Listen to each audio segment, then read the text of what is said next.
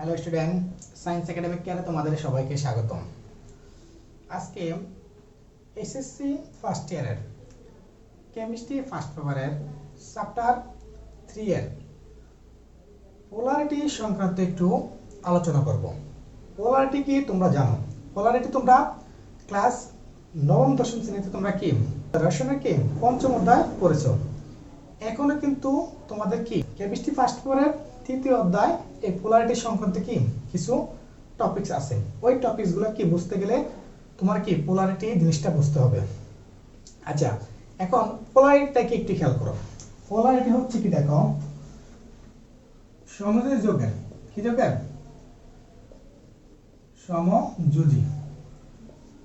সমযোজী যৌগের অণুতে ডাইপোল সৃষ্টির ধর্মটা হচ্ছে কি পোলারিটি। এখন সমযোজী যৌগের অণুতে ডাইপোল সৃষ্টি হয় কখন সেটা আমার আগে বুঝতে হবে। বুঝতে পারছি?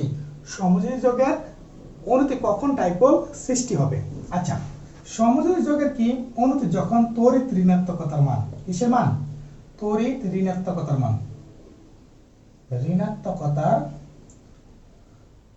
মানে তড়িৎ ঋণাত্মকতার কি মান কত? 0.5 থেকে 1.9 এর মধ্যে হয়। তার মানে বুঝতেছি যে সকল সমযোজী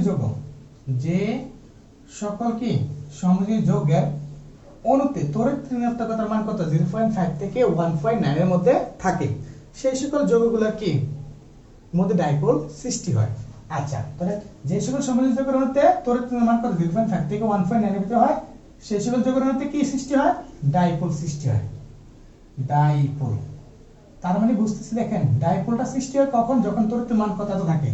এখন সমযোজী যৌগের অণুতে ডাইপোলটা সৃষ্টি হয়, ঠিক না? তো এখন আমি যদি বলি সমযোজী যৌগের অণুতে ডাইপোল সৃষ্টিকে কি বলে, বা ডাইপোল সৃষ্টির ধর্মটাকে কি বলে? পোলারিটি বলে। বুঝতে পারছি? এখন যাদের মধ্যে ডাইপোল সৃষ্টি হয় তারাই কি করে? তাদের মধ্যে পোলারিটি সৃষ্টি হয়। তো তারা কি, যাদের মধ্যে পোলারিটি সৃষ্টি হয় তারা কি? পোলার যৌগ। কি যৌগ? পোলার যৌগ। বুঝতে পারছি? তাহলে একটু খেয়াল করো। তাহলে আমার আগে বুঝতে হবে কি সমযোজী যৌগটা কি।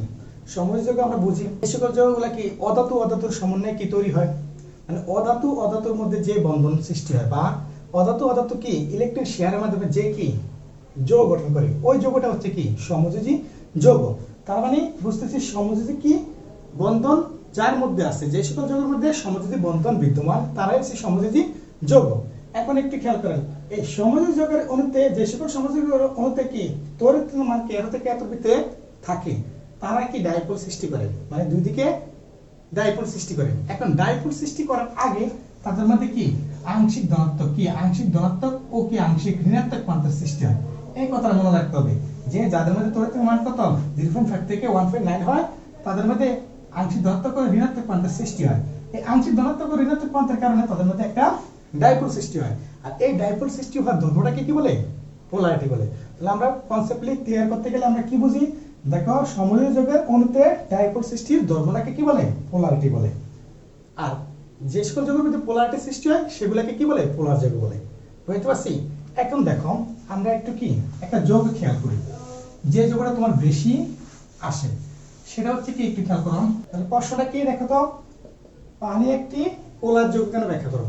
তার মানে আমরা বুঝতেছি পানি একটা পোলার যৌগ, হয়তো পানির যৌগের অণুতে কি তড়িৎ ঋণাত্মকতার মান কত 0.5 থেকে 1.9 এর মধ্যে আছে, যার কারণে কি পানির অণুতে কি আংশিক ধনাত্মক ও ঋণাত্মক প্রান্তের সৃষ্টি হয়। আর আংশিক ধনাত্মক ও ঋণাত্মক প্রান্তের সৃষ্টি হওয়ার কারণে পানির কি অণুতে ডাইপোল সৃষ্টি হয়। আর এই ডাইপোল সৃষ্টি হওয়ার ধর্মটাকে কি বলে? পোলারিটি বলে। তার মানে পানির অণুতে হয়তোবা পোলারিটি সৃষ্টি হয়েছে, যার কারণে পানিকে কি পোলার যৌগ বলা হয়। এখন পোলারিটি কিভাবে সৃষ্টি হয়েছে সেটা আমরা একটু দেখবো। বুঝতে পারছি? তাহলে এখন একটু খেয়াল করো। তাহলে আমরা যদি বলি পানি একটি পোলার যৌগ, পানি একটি কি পোলার যৌগ, ঠিক আছে। কারণ কে যদি আমরা কি পানির কি তড়িৎ ঋণাত্মক মানটা বাই করি, পানির কি তড়িৎ ঋণাত্মকতার মান। আচ্ছা, তড়িৎ ঋণাত্মকতার মানটাকে একটু দেখি। ঋণাত্মকতার মান, তড়িৎ ঋণাত্মকতার মান। আচ্ছা, পানির তড়িৎ মান বের করতে গেলে আমরা জানতে হবে কি অক্সিজেনের কি তড়িৎ মান কত 3.5, হাইড্রোজেনের তড়িৎ মান কত 2.1। তাহলে এখন অক্সিজেনের কি তড়িৎ মান থেকে আমরা যদি কি হাইড্রোজেনের তড়িৎ মানটা তড়িৎ ঋণাত্মকতার মানটা যদি কি বিয়োগ করি, তাহলে বিয়োগ করলে কত হচ্ছে দেখো তো, হ্যাঁ, বিয়োগ করলে 1.4 আসে। এখন এই যে পানির অণু থেকে তড়িৎ ঋণাত্মক মান কত 1.4, অর্থাৎ তার 0.5 থেকে কত 1.9 এর ভিতরে কি অবস্থিত, ঠিক না?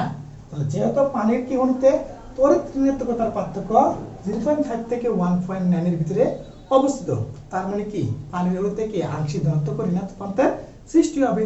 আর এই আংশিক ধনাত্মক ও ঋণাত্মক প্রান্তের সৃষ্টি হওয়ার কারণে পানির অণুতে ডাইপোল সৃষ্টি হবে, আর এই ডাইপোল সৃষ্টি হওয়ার কারণে তাদের মধ্যে একটা পোলারিটি সৃষ্টি হবে, আর পোলারিটি সৃষ্টি হওয়ার কারণে সে পানি একটা কি পোলার যৌগ।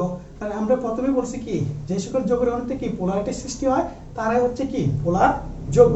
এখন দেখি পোলারিটি কিভাবে সৃষ্টি হয় সেটা আমরা একটু দেখার চেষ্টা করি।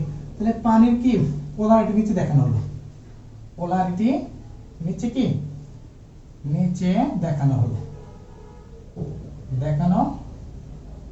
হলো, আচ্ছা যদি পানির কি পোলারিটি দেখি আমরা, দেখো পানিকে আমরা কি ঘাটনিক ভাবে লিখি কি এরকম ভাবে আমরা লিখি, ঠিক না? তাহলে আরেকটা পানি একটা পাত্রে পানি অনেকগুলা কি পানির অণু থাকে, ঠিক না? তো আমরা তিনটা নিই বা তিনটা বা দুইটা নিলে চলবে, হ্যাঁ নিলাম। এখন আমি প্রথমে কি বলছি যে এই যে দেখো অক্সিজেন এবং হাইড্রোজেন, এই যে তড়িৎ মানটা বের করছি কাদের মধ্যে বের করছি, অক্সিজেনের মান থেকে এবং হাইড্রোজেনের মান থেকে বের করছি, এবং এই অক্সিজেন এবং হাইড্রোজেনের কি অণুতে তড়িৎ মান কত দেখছি আমরা 1.4, ঠিক না? আর এই তড়িৎ মান কত 1.4 এর কারণে এই অক্সিজেনের প্রান্ত থেকে আংশিক ঋণাত্মক আর হাইড্রোজেনের প্রান্ত থেকে আংশিক ধনাত্মক, এই হাইড্রোজেনের প্রান্ত থেকে আংশিক ধনাত্মক প্রান্তের সৃষ্টি হয়। ঠিক এগুলো তো কি আংশিক ধনাত্মক আংশিক ঋণাত্মক প্রান্তের সৃষ্টি হয়, ঠিক এগুলো তো কি আংশিক ধনাত্মক আংশিক ঋণাত্মক প্রান্তের সৃষ্টি হয়, বুঝতে পারছি? এখন এই অক্সিজেনের কি আংশিক ঋণাত্মক এবং হাইড্রোজেনের কি আংশিক ধনাত্মকের মধ্যে একটা কি ডাইপোল সৃষ্টি হয়। প্রথমে আমি বলছিলাম যে তড়িৎ মান কত এতটার ভিতরে থাকলে 0.5 থেকে 1.9 এর ভিতরে থাকলে তাদের মধ্যে প্রথমে সৃষ্টি হয় কি আংশিক ধনাত্মক ঋণাত্মক পদ। এই যে প্রথমে আংশিক ধনাত্মক ঋণাত্মক পদ, এই ধনাত্মক ঋণাত্মক পদের কারণে তাদের মধ্যে একটা ডাইপোল সৃষ্টি হয়। এই যে এরকম ডট দিছি এটা আমরা বুঝেছি কি ডাইপোল সৃষ্টি হয়, মানে দুই মাত্রা দুটা পোল, ঠিক না? ঠিক এইখানেও কি ডাইপোল সৃষ্টি হয়। এই ডাইপোল সৃষ্টির ধর্মটাকে এটা কি বলে আমরা ডাইপোল, ঠিক না? আচ্ছা এই ডাইপোল সৃষ্টি, এই ডাইপোল যে সৃষ্টি সেই ডাইপোল সৃষ্টি আর এই প্রক্রিয়াটাকে কি বলে পোলারিটি বলে, কি বলে পোলারিটি, পোলারিটি বলে, বুঝতে পারছি? এই হচ্ছে পানির কি পোলারিটিটা। তাহলে আমরা বুঝতেছি পানি অণুতে তড়িৎ মান কত 1.4 বিদায় পানি একটা কি পোলার যৌগ। কেন পোলার যৌগ? কারণ তার মধ্যে কি আংশিক ধনাত্মক ঋণাত্মক পদ সৃষ্টি হয়, আর আংশিক ধনাত্মক ঋণাত্মক পদ সৃষ্টি হওয়ার কারণে তার মধ্যে কি একটা ডাইপোল সৃষ্টি হয়, আর এই ডাইপোল সৃষ্টি হওয়ার মাধ্যমে তার মধ্যে কি একটা পোলারিটির সূচনা ঘটে, আর এই পোলারিটি সৃষ্টি করার কারণে এই যৌগটা একটা কি পোলার যৌগে পরিণত হয়, বুঝতে পারছি? এই হচ্ছে তোমার কি পোলারিটি সংক্রান্ত কি কনসেপ্ট। বেশিরভাগ কি প্রশ্নতে মানে পানিরটা আসে, তারপরে তোমরা দেখো ঠিক যদি পানিরটা বুঝে থাকো অবশ্যই কি পানিরটার মতন কি H2 কত অ্যাসিডটা করার চেষ্টা করবা। তারপরে সেম এভাবেই তারপর তোমার কি হাইড্রোক্লোরিক অ্যাসিড একটি পোলার যৌগ কেন সেটা করার চেষ্টা করবা, বুঝতে পারছি? তারপর কি হাইড্রোফ্লোরাইড কি একটি পোলার যৌগ, এই তিনটা তোমরা বাসায় চেষ্টা করবা, হ্যাঁ চেষ্টা করে অবশ্যই আমাকে কি কমেন্ট বক্সে জানানোর চেষ্টা করবা। আমার ক্লাসগুলো যদি তোমরা কি বুঝে থাকো অবশ্যই কি তোমরা লাইক কমেন্ট শেয়ার করবা, অন্যদের কাছে দেখার সুযোগ করে দিবা। আজকে এতটুকুই, আল্লাহ হাফেজ।